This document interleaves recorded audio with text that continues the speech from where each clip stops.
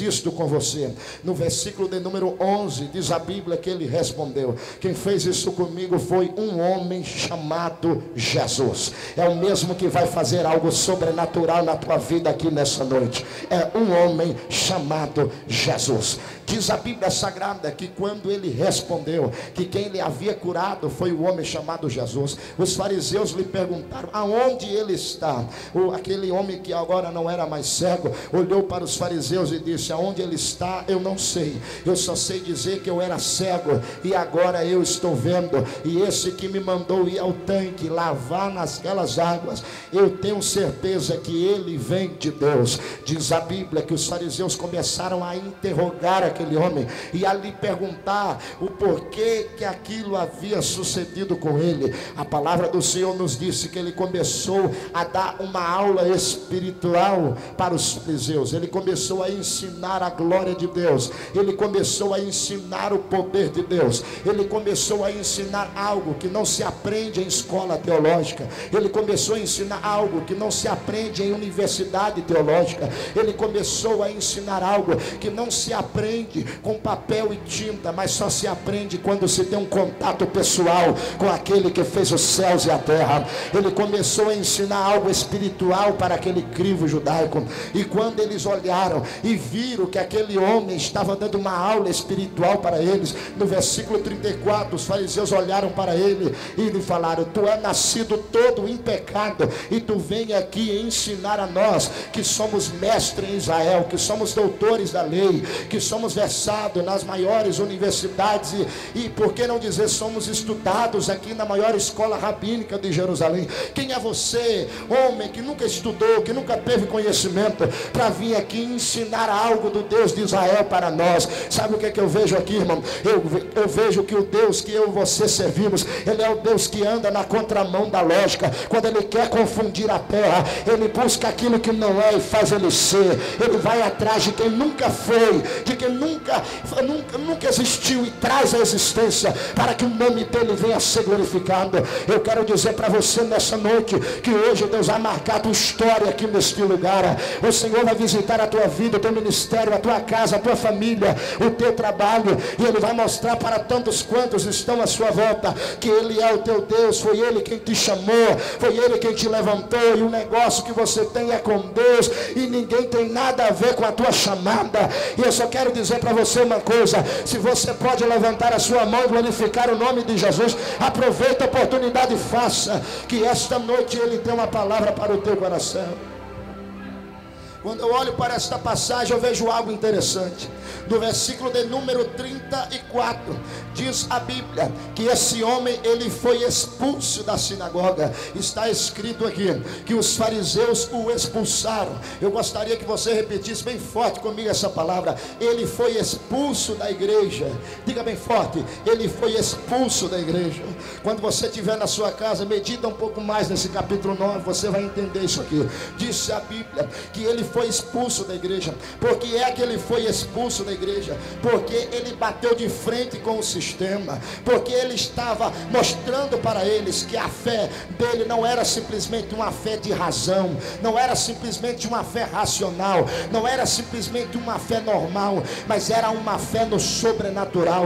Não era uma fé simplesmente de ver coisas, mas era uma fé porque nem olhos para ver ele tinha, ele era cego, mas ele creu na palavra profética de Jesus. E é isso que Jesus quer fazer com a sua igreja aqui nessa noite. Ele quer transformar a vida de pessoas, não com esse olhar normal que você está observando aqui, não com esse olhar natural, mas ele quer te dar uma visão espiritual hoje. Ele quer fazer você ver coisas grandes que você nunca viu na sua vida. Ele quer fazer você ver não um obstáculo, não uma barreira, mas ver que depois da muralha tem uma grande vitória te esperando lá na frente.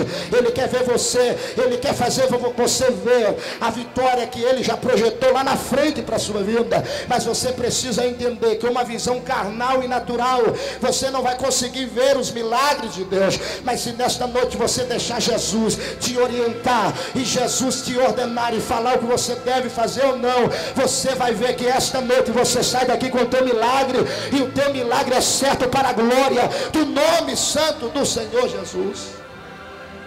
Quando esse homem foi expulso, eu estava estudando a Bíblia Sagrada e descobri uma coisa: Na tradição judaica, em um culto, presbítero Valmir, existe 3 tipos de expulsão. Existe a expulsão do Nidim, existe a expulsão do Xerém e existe a expulsão do Samata. O que é a expulsão do Nidim? O que é a expulsão do Xerém? E o que é a expulsão do Samata? Se não vejamos, um cidadão, quando ele batia de frente com o sistema e contra a lei judaica, se ele era membro do Sinédrio, ou se ele era um adorador, ou se ele era um mero frequentador dos cultos, ele era exonerado dos seus cargos. Se ele tivesse um cargo, ele não poderia mais exercer a sua função. Se fosse um levita, não poderia mais adorar por um espaço de 30 dias. Ele poderia entrar na igreja, mas não poderia levantar as suas mãos e adorar a Deus. Ele estava totalmente privado e proibido de servir a Deus com o tom que Deus lhe havia dado. A segunda expulsão, segundo a tradição judaica, é a expulsão do Xerém. O que é a expulsão do Xerém? É quando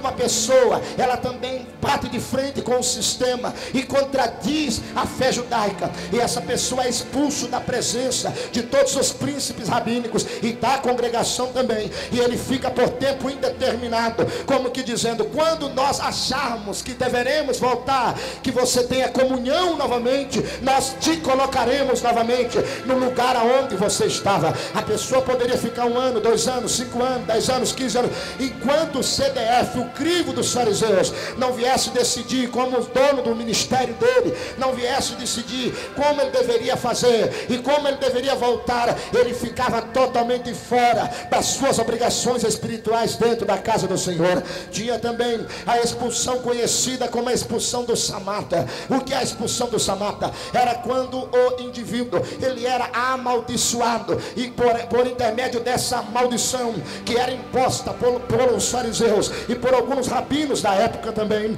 esse indivíduo que fora amaldiçoado, ele perdia a salvação e nunca mais seria chamado de filho de Abraão. Foi isso que eles fizeram com Zaqueu. Em Lucas capítulo 19, você vai ver que a Bíblia Sagrada chama Zaqueu não como filho de Abraão, mas como publicano. O que significa ser publicano? Publicano é judeu que trai a sua nacionalidade. Zaqueu trabalhava para os romanos, uma nação que oprimiu o seu povo, cobrando impostos caríssimos, e os judeus não queriam isso, e amaldiçoaram Zaqueu e falaram para ele: você não é mais filho de Abraão, você não entrará mais dentro da sinagoga, você não adorarás nunca mais a Deus. Mas um dia Jesus está saindo de Jericó, ele olha para uma figueira brava, ele vê Zaqueu, vê o ministério de Zaqueu, vê a chamada de Zaqueu e diz: Zaqueu, desça agora depressa. Por quê? Porque eu vou para a tua casa, tu também é filho de Abraão, eu vou te devolver o que arrancaram de você, eu te restituo hoje a sua vida, Zaqueu. Tem muita gente que pensa que são donos do teu ministério, que são donos da tua chamada e pode fazer com você o que quer. Escuta aqui, ninguém é dono da chamada de ninguém. A chamada quem deu foi Deus, a vocação quem deu foi Deus, o talento quem deu foi Deus. É o único que tem direito de parar, bloquear e arrancar é aquele que entregou o talento na sua mão. Se você crê, levanta a tua mão e glorifica o nome de Jesus. A Bíblia Sagrada nos diz que quando esse cego foi expulso, Jesus viu, versículo 35 e 36, diz a Bíblia que Jesus viu e que Jesus também ouviu o que eles falaram com ele. Jesus se aproximou do cego, olhou para ele e disse: você crê no Filho do Deus vivo? Ele olhou para Jesus e falou: aonde está ele, para que eu creia nele? Jesus disse: é aquele que fala contigo. Diz a Bíblia que ele dobrou os joelhos, adorou a Jesus e disse: eu creio que tu és o Cristo, Senhor, eu creio que és tu mesmo, eu creio. Tu crê que o Cristo, o Filho do Deus vivo, está aqui nessa noite? Você crê que hoje tem milagre de restituição aqui? Você crê que hoje Deus vai restituir lares, famílias, ministério, vidas que estão aqui? Deixa eu ver se tem crente de fé aqui nessa noite, que pode crer que esta noite é noite de restituição. Repita bem forte: o homem chamado Jesus. Diga mais forte: o homem chamado Jesus. Essa foi a resposta que ele deu quando os fariseus lhe perguntaram: quem foi que te fez isso? Foi um homem chamado Jesus. Esse homem chamado Jesus, eu conheço ele, você conhece, nós conhecemos, a igreja do Deus vivo conhece, porque ele tem uma história. Diga bem forte: Jesus tem uma história. Diga aqui em cima também: Jesus tem uma história. Sabe aonde que começa a história de Jesus? A história de Jesus começa no evangelho que nos escreveu Levi, no capítulo de número 2. Ou Mateus, é a mesma pessoa. Levi e Mateus é a mesma pessoa. Evangelho que nos escreveu Levi, capítulo de número 2, diz a Bíblia Sagrada, que houve ali uma história tremenda. Que história é essa? A história do nascimento de Jesus. A Bíblia Sagrada nos fala que o Senhor apareceu para 3 reis. Um deles era da Mesopotâmia antiga, e esses 3 se reuniram um dia. Um se chamava Gaspar, o outro Baltazar, e o terceiro Melquiora. O Senhor apareceu para os 3 e disse para eles assim: eu vou colocar uma estrela guiando vocês, e vocês vão até uma das menores cidades do planeta chamado Terra, porque dela vai nascer o Salvador. A Bíblia Sagrada nos menciona no livro do profeta Miqueias, no capítulo 5, versículo 2: e tu, Belém Efrata, posto que és a menor entre as milhares de Judá. Eles deixaram de seguir a orientação de Deus para seguir a intenção dos seus próprios corações. E quando eles foram falar com Herodes, Herodes lhes perguntou aonde eles estariam indo. Eles olharam para o rei Herodes e lhe falaram: olha, nós estamos indo atrás para ver e levar presentes para um que nasceu rei. Esse é o Messias. Nós somos estudiosos das profecias messiânicas e queremos ir vê-lo, queremos encontrar com ele.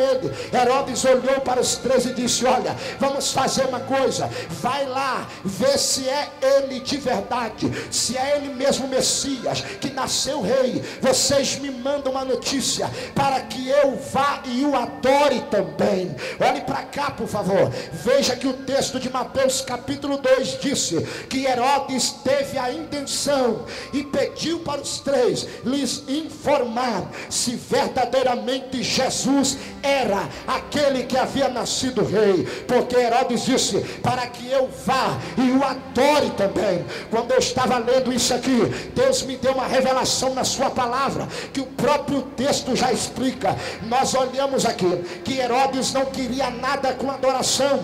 Herodes não queria adorar a Jesus. Quem era Herodes? Herodes era um assassino com capa de adoradora. Você já ouviu falar disso? Um assassino com capa de adorador.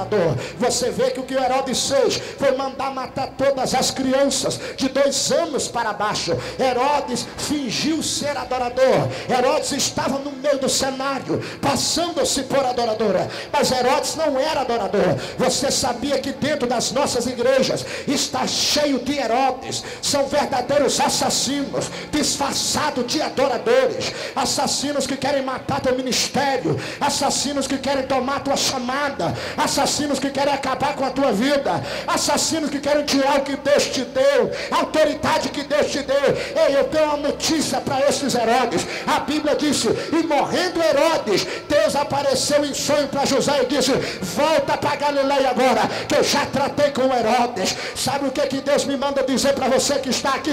Não se preocupa não, a batata de quem está se levantando contra o teu ministério já está no forno. Já já Jeová vai tratar, já já você vai ver a espada de Jeová tratando, porque esses Herodes vão ter que cair por terra, esses assassinos disfarçados de adoradores.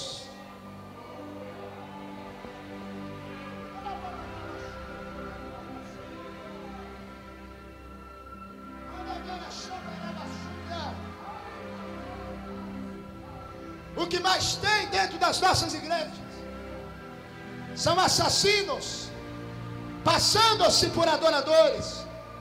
Detalhe: toma Santa Ceia contigo, come no mesmo prato, visita a tua casa, está 24 horas do seu lado, mas não quer nada com a tua adoração, não quer nada com aquilo que Deus te deu. A única coisa que Ele quer é arrancar de você o que o Senhor entregou para você. A única coisa que Ele quer é tirar o talento que o Senhor te deu. Essa foi a missão de Herodes. Herodes não queria que Jesus viesse nascer rei. Ele não queria que Jesus viesse crescer sendo rei, porque nenhum homem na história nasceu sendo rei. Todos eles nasceram príncipe. Herodes não nasceu rei, Herodes nasceu príncipe. Cresceu, estudou, aprendeu na monarquia atual. Esperou a morte do seu pai para ser projetado ao reinado, à monarquia, e virar a ser rei. Jesus não teve quem lhe ensinou, ele já nasceu sendo rei dos reis e senhor dos senhores. Ele não teve que ir para a escola na monarquia. Ele não teve que, a Bíblia disse, Romanos capítulo 11, 33, ó profundidade das riquezas, tanto da sabedoria quanto do conhecimento de Deus. Quem lhe ensinou? Quem foi o seu professor? Quem foi o seu conselheiro? Quem que ensinou a ele? Se ele é o dono da perfeição, da inteligência, se ele é o dono de todo o conhecimento humano, quem ensinou a ele? Ninguém. Ele é a sabedoria de Deus revelada para esta nação. Ele é a sabedoria de Deus personificada na tua vida aqui nessa noite. Por isso adoro o nome dele. A Bíblia diz que os três, quando estavam se aproximando de Jesus, Jesus já estava com 1 ano de vida. Quando eles chegaram aos pés de Jesus, do menino Cristo, eles levaram 3 presentes.